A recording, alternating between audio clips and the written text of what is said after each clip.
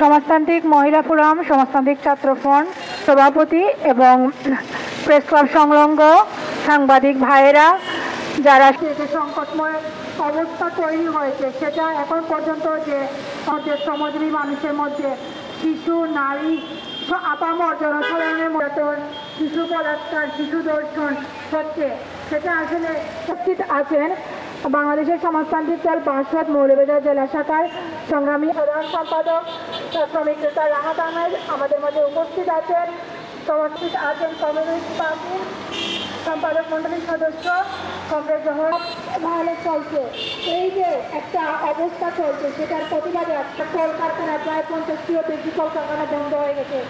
হাজার হাজার শ্রমিকরা ঈদের আগে কিংবা বড় বড় উৎসবের আগে তারা ভাতা পায় না, বোনাস পায় না, শ্রমিকদের বেতন বাড়ে না। সংগ্রামী বন্ধুগণ, আজকে আমাদের এই আমরা যৌথভাবে এই বিক্ষোভ সমাবেশ আমরা করছি।